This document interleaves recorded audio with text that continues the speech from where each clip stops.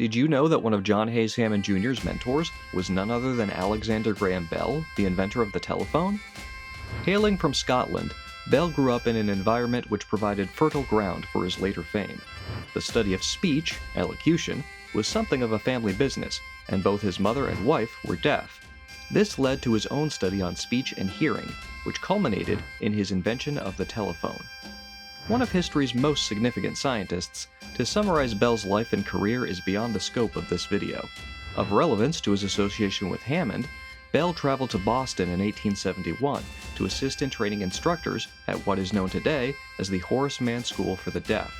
This led to further work at other such schools in New England, and eventually a post as professor of vocal physiology and elocution at Boston University. By the mid-1870s, Bell was working on an acoustic or harmonic telegraph, the idea being to cut the costs of constructing new telegraph wires by allowing the transmission of multiple messages simultaneously along the same wire by varying audio frequencies. In the course of these experiments, Bell and his assistant Thomas Watson discovered the principles of telephony. Although the progress towards this invention was the work of multiple individuals beginning in 1840, most notably Elisha Gray, who some have argued deserves the credit for the invention, it was Bell who ultimately patented the first practical telephone. This led to the establishment of the Bell Telephone Company, which also resulted in the creation of the still extant telecommunications juggernaut AT&T.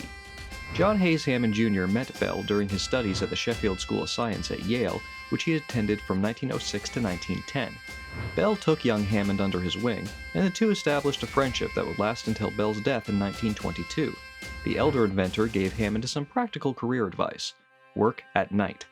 Bell himself was famously nocturnal, and his reasoning was that one was less likely to be interrupted in their work during the night than they would be in the daytime. This was especially important for inventors who needed an unbroken train of thought. Bell noted that his own famous invention worsened this tendency, as it allowed people to bother each other easier than ever before. For this reason, he did not keep a telephone in his own study.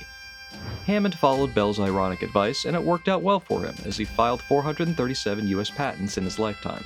Additionally, Bell was likely influential in Hammond being awarded an honorary doctorate from George Washington University, as Bell himself had received from the same institution, in recognition of his 4-volume work on the science of radiodynamics.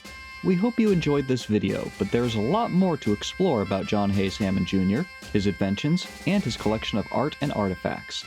We invite you to visit us at Hammond Castle Museum in Gloucester, Massachusetts to learn more.